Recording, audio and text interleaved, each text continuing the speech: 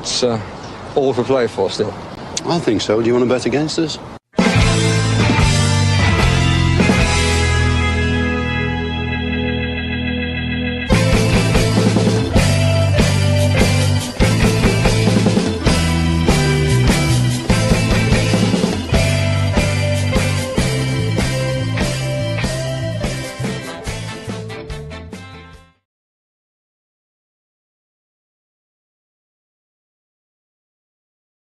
And welcome to For the Love of Paul McGrath podcast. Aston Villa win again. That's 3 in a row, and I have some fluff on my face. That's it. That's the winning fluff, the lucky fluff that came from the pillow that I must have been lying on when I was watching the game. But Aston Villa win again in Europe. 6 points from a total of 6 points so far, and a really, really gutsy win against FEYENOORD tonight. A win in a ground whereby it's not been easy to go and win for teams so far in this calendar year. And Villa went there, scored 2 goals, and kept the clean sheet, which I think is a really good result. Was it perfect? No, wasn't perfect, specifically for the first 50 minutes or so. But I think the commentators got it right, and I must say that Steve Sidwell Steve Sidwell impressed me. I think on commentary tonight when I was watching it. And look, I know he might be everybody's cup of tea. But I just thought he was genuine, and I thought what he said was correct. We weathered the storm. It's a tough place to go. The FEYENOORD Ultras are pretty famous. You know, you go to there, you weather the storm, you get through it. You know, they were always going to have their chances. I think Sem Stein just believed he was not going to score for a finish, that Ezri Konsa was going to just stick a leg out and block him at some stage. I think that as a team performance, the way the team was set up, I think that was a good performance from start to finish. It wasn't perfect. We got muddled down in attack at the start, for the first 50, 60 minutes of the game until the goal, really. I suppose we did get muddled down in attack, but they were playing not to lose and to go and win the game as well. And they were as much on the front foot or more on the front foot than we were. A lot of the game was played in around the middle of the park. And I think that one of their biggest issues that they had was they took off your man Hwang, because I thought he was playing really well, and I was surprised he was taken off at half time. But I think the big questions were answered for Aston Villa tonight. Could we go out and put in one of those old style Unai Emery performances whereby we just stay in the game and then get a goal at the end? That's how we got into the Conference League. That's how we got into the Conference League. That's how we went on that brilliant winning run. It's just getting steely. You know, we've been blessed with great football last year. We've been blessed with great football the year before. But when a team is down on its luck and when it's down on its confidence, you need to dig in first of all. You need to be steely, and Villa were. I'll get on to the referee in a while, because I think there was lots of ebbs and flows in the game with regards to how he performed. And to be honest with you, he's the first referee we've really we'll have spoken about in a post-match setting. But I think massive kudos have to go to 2 players, I think, today. And I thought Boubacar Kamara really steadied the ship an awful lot in this game. I know some people I saw on Twitter thought that he was really poor in the first half. I disagree. But that's the beauty of football fandom. I thought that he was in the right place at the right time, and I thought that he was trying to get forward maybe a small bit too much, and maybe Unai should have just simplified his position like he did with Bogart at the weekend. And I think ultimately in the second half he did, because it led us to being more possession based. But I think really the standout player today for Aston Villa again, and he was the same against Bologna, was Marco Bizzot. Like, I put up tongue in cheek on Twitter, and I know that a lot of Aston Villa fans now it's going to become a thing between Villa fans. You're going to be it's like Ings and Watkins again. It's going to be Martinez, Bizzot. Camps will be split down the middle as of tonight. I can hear it happening already. I think the brilliant thing about having such an assured sub goalkeeper, or maybe first team goalkeeper as Marco Bizzot is, it's a bloody good issue to have. It's a good complaint to have. That old cliche of it's a good complaint to have is definitely fits this one. I think it definitely fits it. Like, we've been through like we all have our stripes for being through the Robin Olsen years. We all have those stripes and those wounds that we've licked many a time to try and make ourselves feel better about it. When Marco Bizzot comes in today, and he plays brilliant. He's commanding in the air when he comes for crosses. He's able to spread himself when he gets out. He's really fast off his line, and he's a good shot stopper.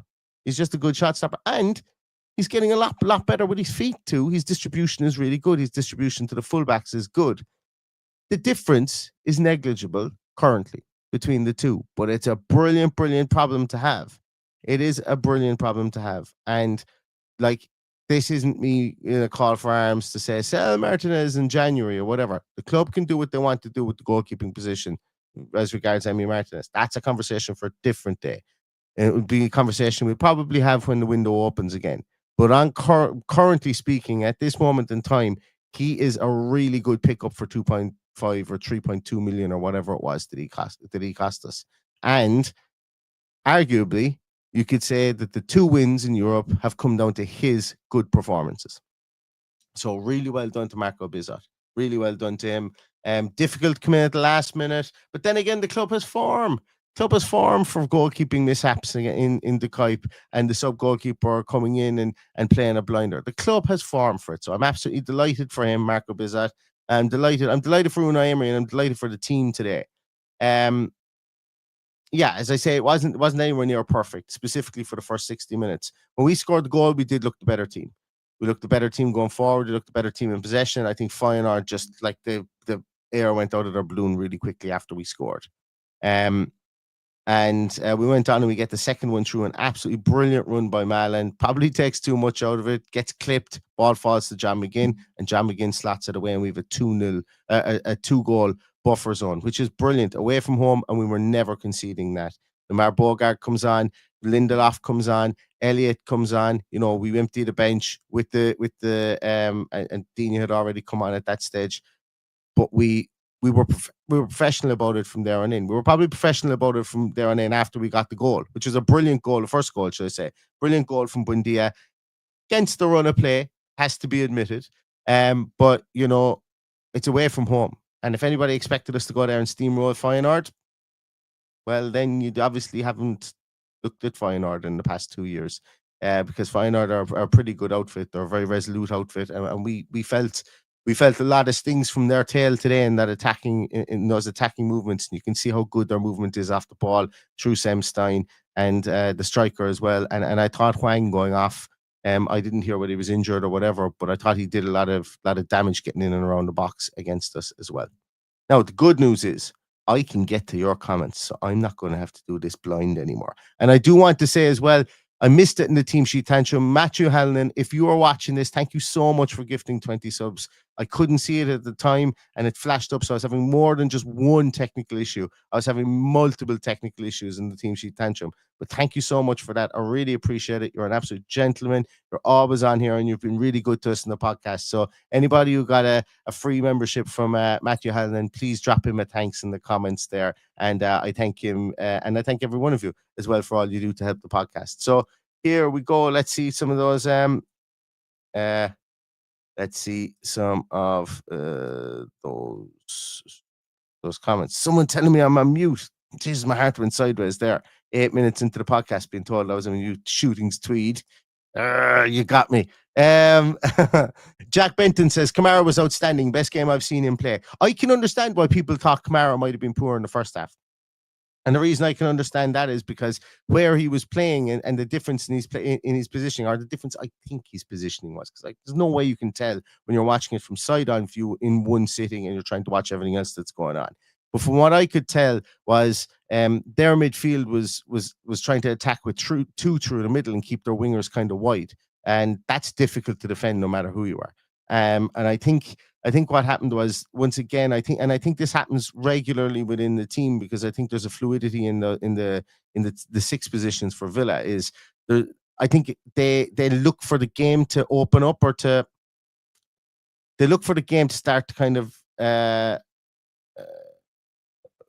to play itself out first, so they see how teams set up before they actually assign each other roles in those 2-6 positions. That might sound a bit mad, but it's like you'd expect intuitive players like McGinn and Kamara to be able to do that. And I think possibly that's what did happen, because I think closer towards the end of the half, Kamara started coming into it more. Obviously, the great ball that he winning back the ball and laying it off for Buendia, I think at the edge of the area, I thought was fantastic.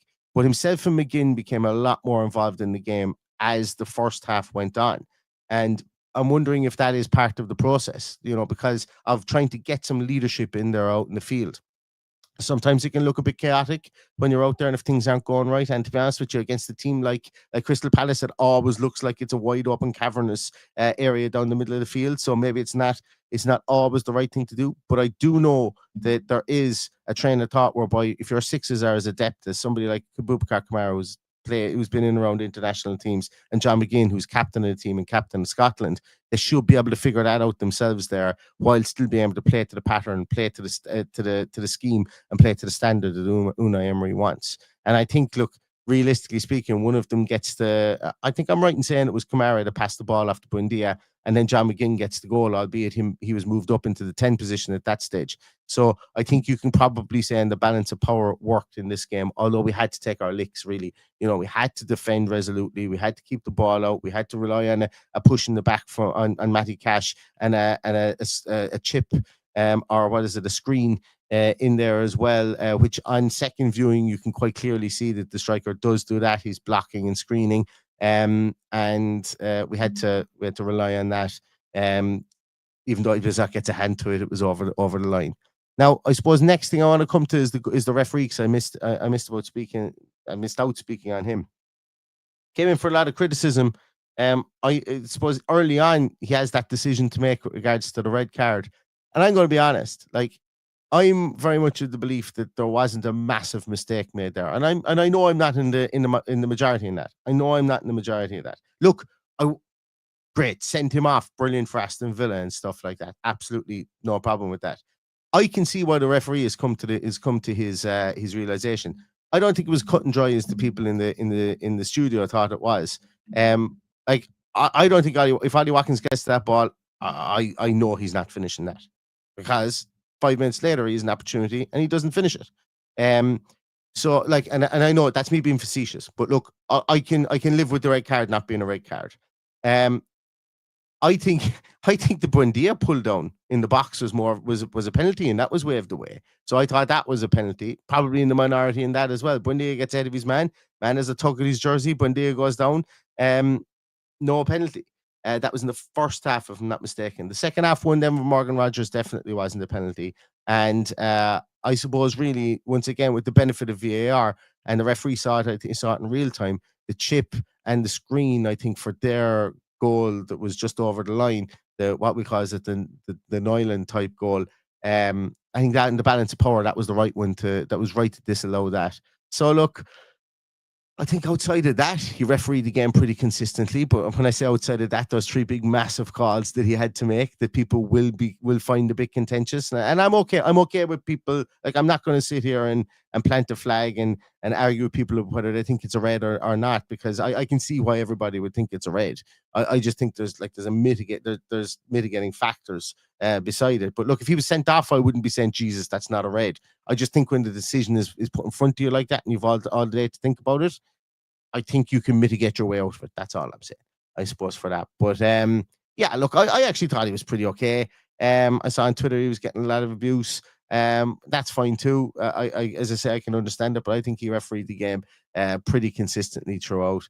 Yeah, probably too much TV time for his liking and for everybody's liking. But we've certainly had worse than him in European football so far. And look, the red card didn't come back to bite us, but then again, he does give us which was rightly ruled out. That goal was rightly ruled out. And Feyenoord don't go 1-0 up as well. So coming back to some of your comments here. Subbone Gamer says Bizot, oh my god, what a keeper. And there's a lot of Bizot stuff there as well. Bolg the Villain says tough game, that's very professional performance, very admirable. I think that as well. They're the ones that grind out confidence. Like, you can be guaranteed they're inside in the dressing room there and they're fucking chuffed to bits with that result. Like that result probably means more to an away win in Europe is huge regardless. But that win means a lot to them. You can be guaranteed that win is that there's a lot of players that are feeling tough and tired after that win today, but it means a lot to them. 6 points already, 12 points gets you automatic will likely get you automatically into the quarterfinals with an easier type of run-in now to come with Go Ahead Eagles and Maccabi Haifa if that goes, or Maccabi Tel Aviv if that goes through. And you've got Young Boys Bern, and then you've got FC Basel, then you've got Fenerbahce. Fenerbahce are the last game. So there's like we've gotten 2 tough teams out of the way early in Bologna and FEYENOORD. The rest of the games are still going to be tough in their own way. But there would be games that we will probably be higher favourites in, I think, for those 2 games. And 6 points is a huge buffer to have already at this stage in the season, and would allow us potentially, in this murderer's run-in that we have of Man City, Liverpool, Spurs, coming up soon. I'm not saying focus on those more than the Europa League, but I'm saying that it gives us an opportunity to that if we were to, uncharacteristically or probably characteristically against teams that we're supposed to beat, drop points in the Europa League, we have the 6-point buffer zone, if that makes sense, so that it still puts us in a good position. And I think that's what Unai Emery was aiming for. That's what this team was designed to go out and do tonight. Emi Buendia being in there, and there was no real massive surprise in that starting lineup. And I think that shows that was Unai Emery showing his hand to say, look, 6 points is a great buffer zone here. Potentially could get you through Christmas. Well, get you closer to Christmas anyway. If you did happen to stutter in Europe, you have your 6 points. Pick up a couple of draws away from home, a win at home, and that gets you to 11. And then you still have 3 games left to play to get your last point, or 2 or 3 or whatever is needed. So it gives you a bit of breathing space in Europe. I think that's important too. Rossa says fantastic second half display. McGinn, Bizak, Konza were immense. Rogers, Watkins were poor. Why does he refuse to take off Rogers? So infuriating. He said it. He said he's going to play him into form, and he's doing what he said he would do. I think that's why he's doing it. Bizat, our new number 1. Buendia is a true villain and really gave us our spark back. McGinn, our captain. Our line, says the Mitchmeister. There's going to be, like, we've gone from what are Villa going to do, or what's gone wrong with Aston Villa, or what are Villa going to do with the goalkeeping position now that Emi Martinez wants out. Have we suddenly got 2 really, really good goalkeepers? So, like, the space of 3 weeks, space of a week, really. Things are looking a bit better for Villa. Villa will be spoken about very, very, very well tomorrow. His backup is out. We'll be spoken very well about tomorrow. John McGinn will be spoken very well about tomorrow. People will start talking about not is the worm burned like John McGinn's shot at the weekend, but is the worm turned like we hoped was the case after the Bologna game. Now there's a genuine conversation to have there. Villa go out and beat Burnley at the weekend, and with 4 wins on the trot. That's a whole lot of a different complexion. You're turning around and you're talking about how many losses we've had outside the League Cup, where we actually drew that game last on penalties. You're talking 2 losses out of how many games we played this season? 5 and 3, 2 losses out of 8. I can't remember how many games we've played. It's all about perspective, and it's all about I suppose about how you can spin it and sell it. But win at the weekend again. Now we're on a 4 game winning streak. That looks a lot rosier, doesn't it? All of a sudden Villa look like they've gotten rosy in the garden, and we've done it with a patchwork midfield in a lot of ways, in a midfield that had to stay fit, just had to stay fit. And hopefully we'll be getting reinforcements back. Nana, Tielemans, Mings, Garcia, Ross Barkley, Emi Martinez, and Jadon Sancho. All arguably players that could stake a place to start over the next, probably over the next 3 or 4. But not arguably, they will stake a place to start over the next 3 or 4 Europa League games, if not in the Premier League as well. So interesting times. Richard Edwards, thank you so much. You became a YouTube member. Really appreciate that, Richard. Thank you so much. John Montague says 2-0 is a good result against a team who are confident. Yeah, and as I say, a team I think to have only lost at home 3 times. Was it lost at home or conceded at home? No, it must be lost at home 3 times in this calendar year, and they'd only conceded once to Fenerbahce. That was we now scored 2 goals. I think we're the first team to score 2 goals there. I'm not sure. You know me now, and statistics. Unless I write them down, they're probably only about 50% true. Gary Howlett says, "Crisis, what crisis?" Um, Where else are we? I am going to scroll down a small little bit here, and apologies if I miss anybody's comments. I just want to get into the nuts and bolts of this one. Um, mm, mm, mm, mm, mm. I might be wrong. Says the Fulham goal was more disallowable than Feyenoord's goal tonight. Yeah, I read a very interesting thing during the week about how set pieces are now like it's not just the where you want to place the ball and getting players into that position. It's about where everybody has to stand, and the fact that it's become almost like basketball, blocking out players or boxing out players and screening players and stuff like that.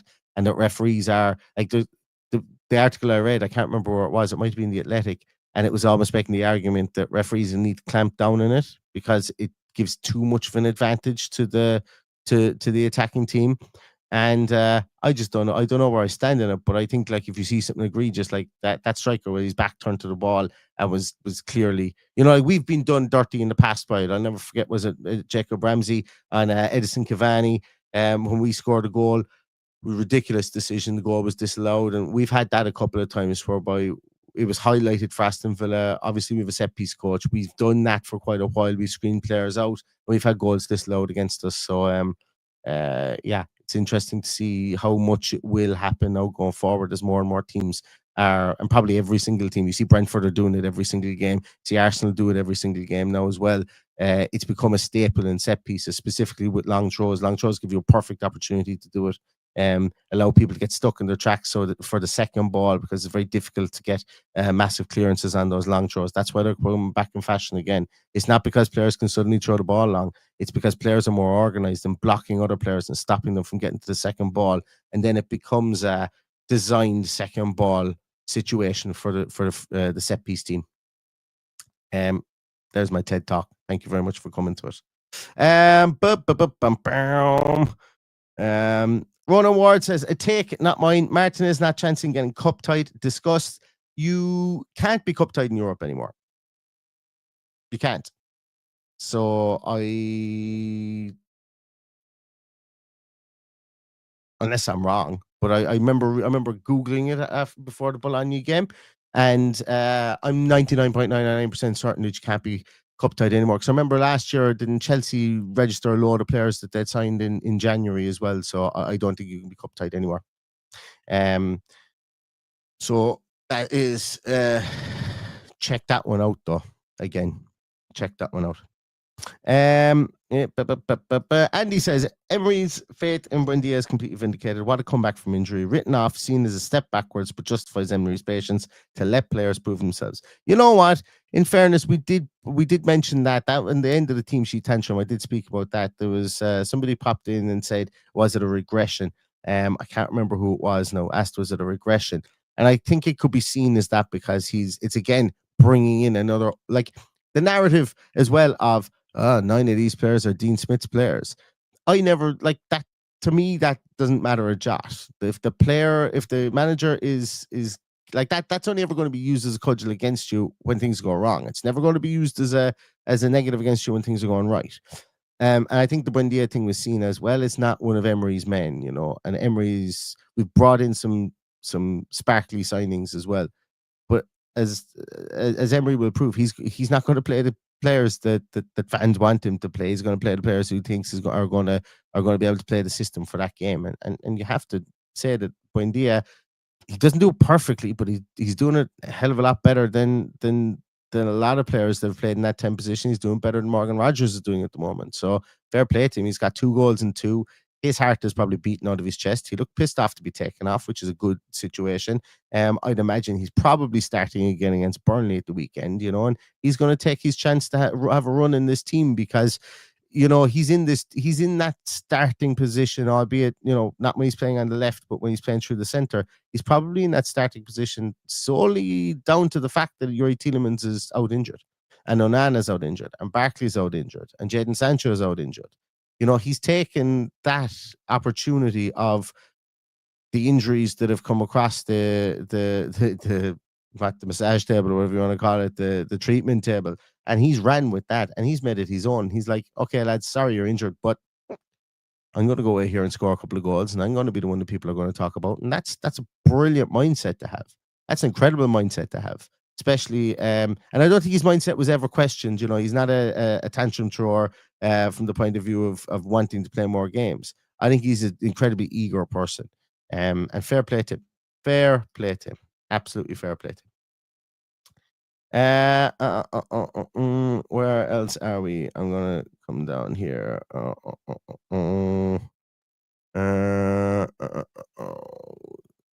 I'm gonna just scroll right down here. John Duran says, I know that Ollie's form is a worry, but it's nice to see goals coming from elsewhere.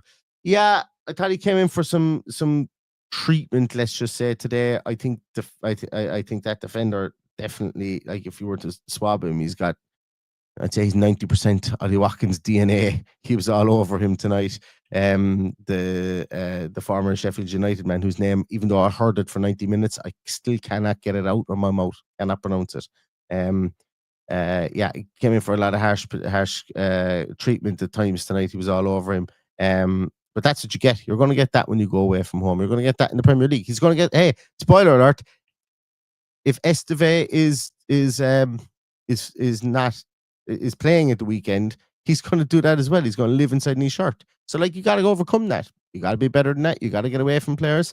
And Watkins got away from him, was brought down, and then he got away from him, and then rounded the goalkeeper and had his shot blocked off the line. But then he didn't really do a whole pile then after that. So he does need to get back into form.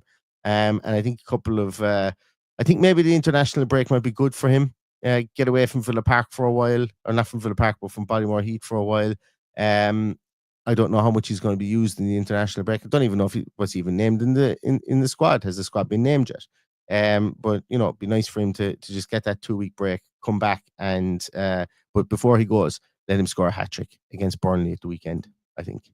Where are we? That's interesting. Guys talking about penalties. Malin taking penalties. Yeah, I to be honest with you, as I say, if Marco Bizot wants to come up and take penalties, I've seen him do very little wrong so far. So why not put him on penalty duty? I've seen him do very, very, very little so far.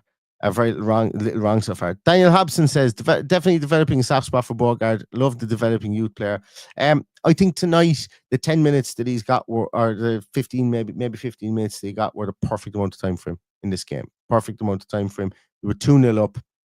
What I enjoyed about him tonight, or what I thought was good to see from him tonight, was, he's dropping back into the back three. That's a difficult skill to be able to do, because, put it this way, you take that straight ball and you miss it. Boubacar Kamara had to learn this too. You take that straight ball and someone's on your back and you don't get rid of it quick enough, it's goal written all over it. You literally are you're the safety on the trigger for the other team there when that ball is passed out to you from the goalkeeper, that straight ball between the two centre halves. So that's a skill to learn in itself. And he's going to take his licks doing it. And he has taken his licks doing it. And he took his licks at right back. And he took his licks at the weekend against Fulham, with team players getting a run in him. And I think that 10 minutes tonight is going to do him good. He come into a team that was 2-0 up, able to kind of dictate play a small little bit, get used to being a bit more ball dominant, get used to picking up that ball on the edge of the area, and let him grow at his own pace. Let him grow at his own pace. That's my view on it. I'm not ready to crown him the king of the Netherlands yet, but the man is staking his claim for a place. And, like, once again, what happens to Lamar Bogart when everybody is fit? Another good complaint to have. Does he revert back to being in the rotation at right back? I don't see why not. I don't see why he couldn't be in that rotation as well as being in the rotation in central midfield. What happens to Amadou Onana? I know if I come to the comments, people are going to say take the Saudi money for him in January. If the club wants to keep this team together, and this isn't me being hyperbolic, it's just about having options.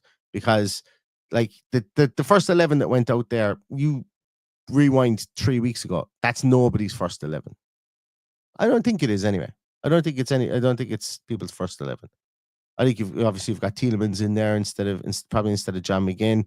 You have people are probably starting Harvey Elliott in there instead of Buendia. Maybe at this stage, people are starting Jadon Sancho instead of Morgan Rogers. You know, so we're making do with what we have, and we're making hay while the sun shines. And whatever superlative or whatever analogy you want to put in there, do, because it's not been an easy run, but Unai Emery is figuring it out. And sometimes when a manager says we're getting better slightly, they probably mean it. They probably mean it. It can sound like yes, there'll be times when it sounds like lip service, and I think at times they have to tell themselves that they are. But I think when Unai Emery says it, he probably means it. And we have been getting slightly better. We're not the finished article, but the Bologna game was a start. I suppose realistically, actually, the Everton game was a start. Then the Bologna game was a bit better. Then the Fulham game was a bit better again. I think tonight then was that gutsy away performance that we put in. And I'll say this again: we put in those performances in 2023 when Emery first came in. Then we went on a run of those type of performances to get us to the Conference League. And arguably, the year we got to the Champions League, we went on a run of those performances as well to get into the start of the year, albeit we were scoring more goals and scoring them more frequently. Like not late goals in games. We were scoring them. We were backs to the wall at times, but we were scoring early goals, and then we were scoring again, maybe mid half again. So the defensive structure we've always wanted. Everybody last year gave out about how many goals we were conceding from first shots. I'd prefer the teams to take loads of shots, have their shots blocked, or have their shots go wide, have them pepper our goals, and not have the ball go in, than to have them score with their first shot and then have us to break them down. And I think, look, at the end of the day, there's every single manager in the Premier League would prefer that situation. And that like you can still be defensively, structurally sound and strong, even though the other team has more shots on goal. You can't. If you're blocking shots and stuff like that, you're still defending well. You're still defending. Yeah. Is it perfect? No, but you're still defending well. Right. I am going to I'm going to come down here to the very end of the comments here because I'm miles behind on those. Where are we? There we go. Debbie says, is it a coincidence we're playing better since Monchi left? I actually think it is a massive coincidence. I don't think it had any effect on the playing squad at all. But and to be honest with you, I would like anything that came out said that he was actually pretty well liked around the place. I think it is massive coincidence. Caden says Buendia equals flow. He looked fantastic and is becoming very consistent. Do you know what the best thing about it is? He's not trying to do his John McGinn impression anymore and stick his arse into the number 6 and try and roll number 6s. What he's doing is he's picking the ball, he's getting rid of it, he's turning around corners, he's creating the triangular passing opportunities as well. And that's what I've always wanted him to do. That's what he's best at. And he suddenly developed this wanting to be the guy who rolls the number 6. And he lost possession and so on previously. This is the year probably we got to the Conference League. I think he started doing this, and then obviously got injured and then went out to Leipzig. But no, more power to him. If he continues to be able to play the triangles like that, then we're going to see a small bit more opportunities for us to get those counter attacks going as well. Right, I am going to leave it at that, everybody.